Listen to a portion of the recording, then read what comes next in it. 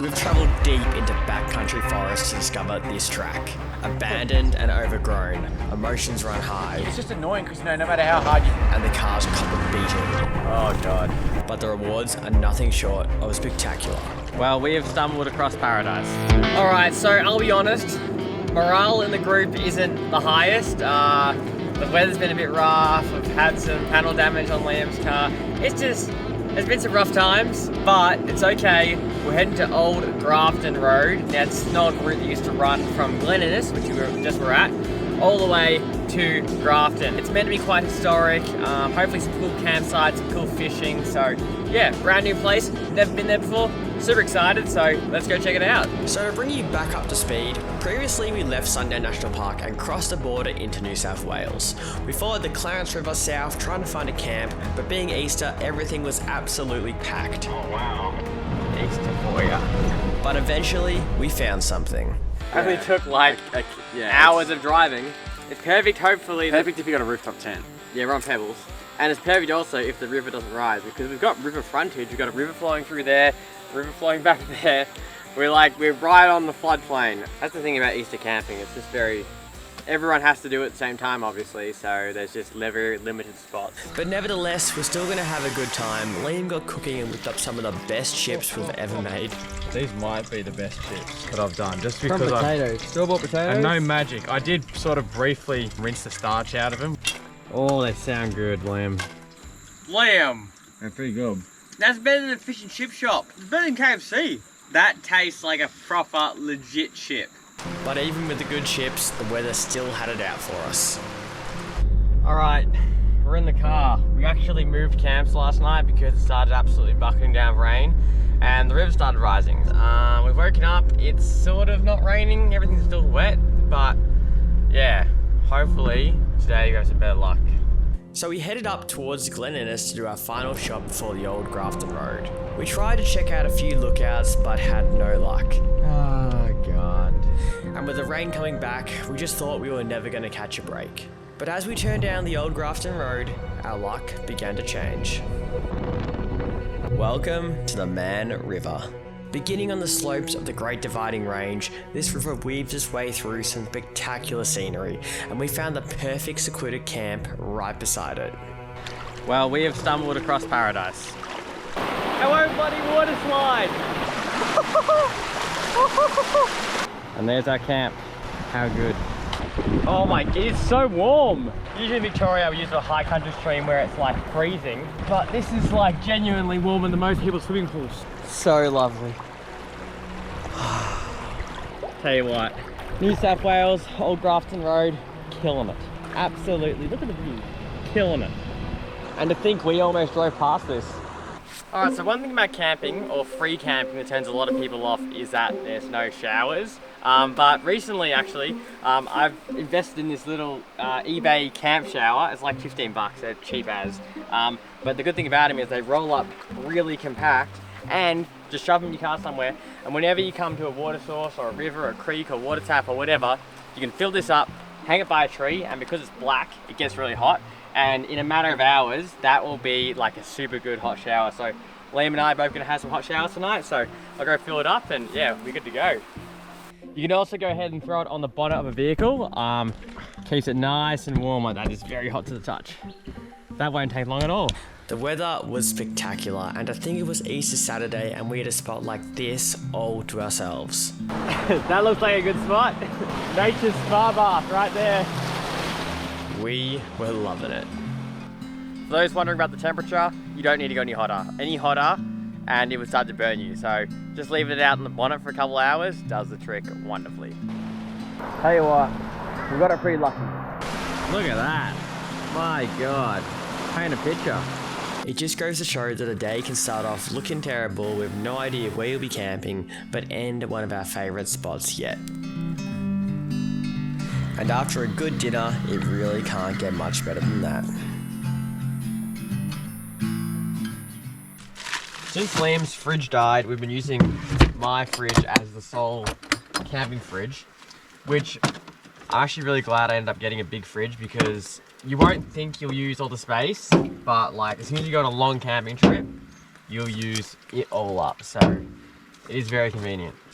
Today we had a fair bit planned, so we loaded up on a big breakfast That looks solid. before setting out. So that was camping on the Mann River, super pretty, and we had it to ourselves on Easter, which was pretty sick. Now I've got a pretty cool little lookout to show you, so we'll head up here and I'll show you it. Oh, not bad. Yeah. Nested high up in the mountains is Tommy's Rock Lookout, an absolute must-do if you ever tackle the old Grafton Road. That's unreal. Now, it wasn't long until we were back in the valley on the old Grafton Road when we came across this. How's that? Tell you what, it's not often you get to drive through like just a tunnel, just dug straight through the side of a hill. Like no bracing or anything, literally just a hole in the mountain. So yeah, pretty cool. How's that? The old Grafton Road It's tunnel. pretty wild, isn't it? It's just literally just a hole straight through the side of a hill. Yeah. That's it. So Just rock, sheer rock, and yeah. yeah, it's Wow. crazy. After the tunnel, we pulled off the road for some lunch at another awesome spot.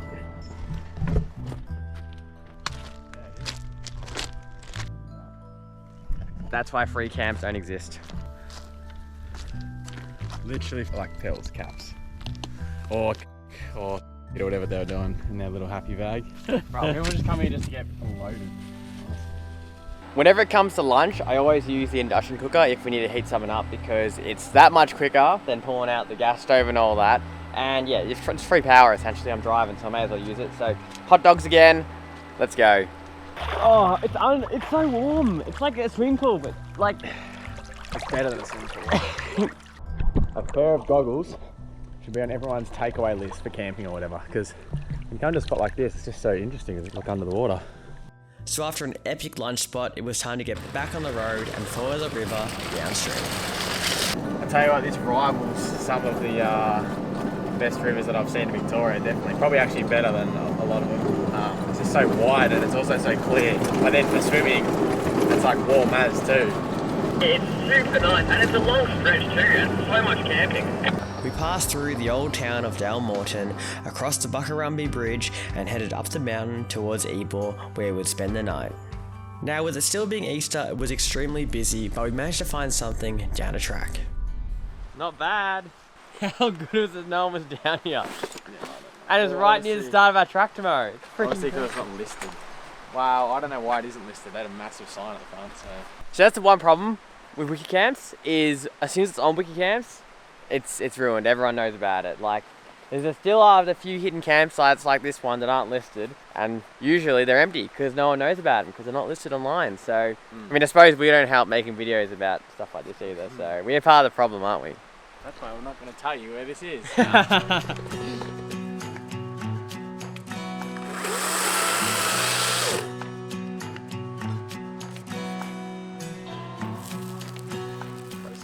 Doesn't even feel like real chicken. Like Oh, look at. Hang on, let me get a shot of that.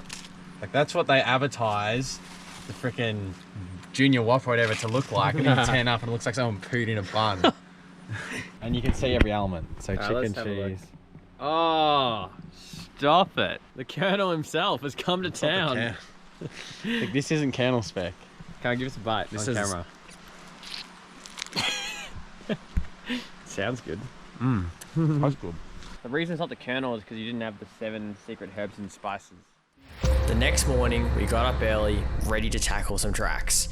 We've travelled deep into the bush, far away from anything or anyone. Here we would tackle a 4-wheel drive track that would take us all the way through to our camp that night, but we weren't sure what to expect. Very overgrown, but also very beautiful. Look at this.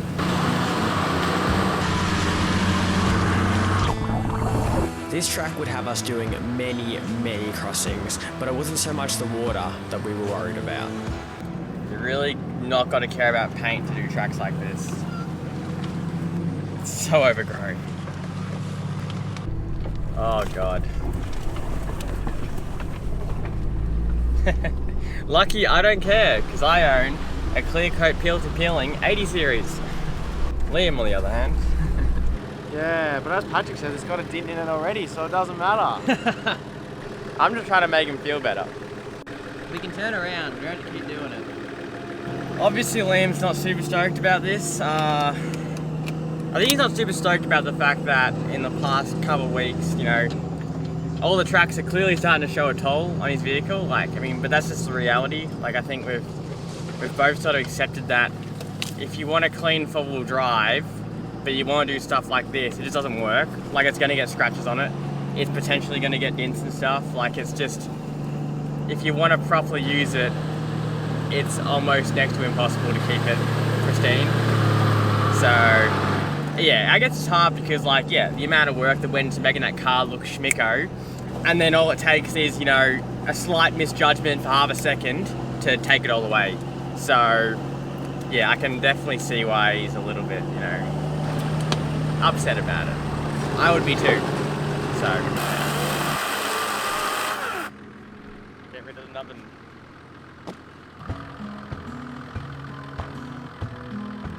It's tracks like these where they're so overgrown and dense, which makes me glad I got my little GME PLB sitting back here, because you never know when stuff can go south, and when you got no service and you're tens of kilometers away from any access road or anything, it's good to know you got a plan B.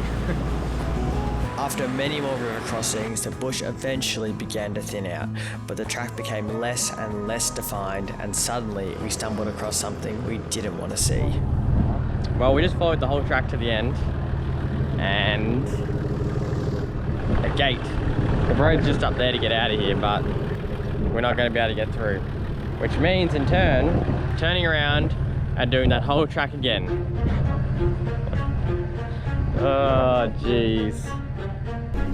Moral of the story is, if you're going down a track and it seems so overgrown and like no one's driven on there for a while, it's probably for a good reason. It probably goes nowhere, so turn around. Otherwise, you'll scratch the hell out of your car for really no apparent reason. So after heading all the way back to the start of the track, we were pretty deflated, but we were determined not to have scratched the cars for nothing, so we headed up another track with the hopes to find our way to camp.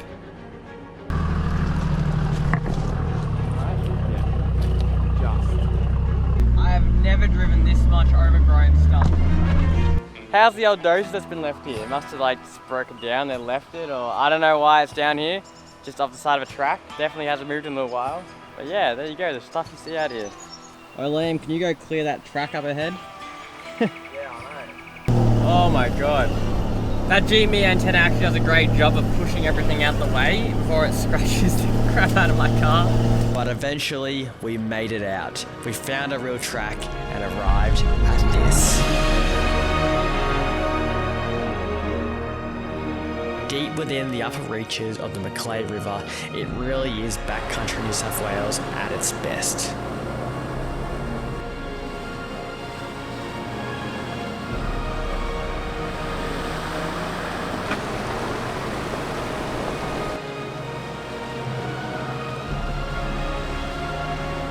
We set up camp alongside the river with our vehicles proudly displaying their battle scars from the day's events.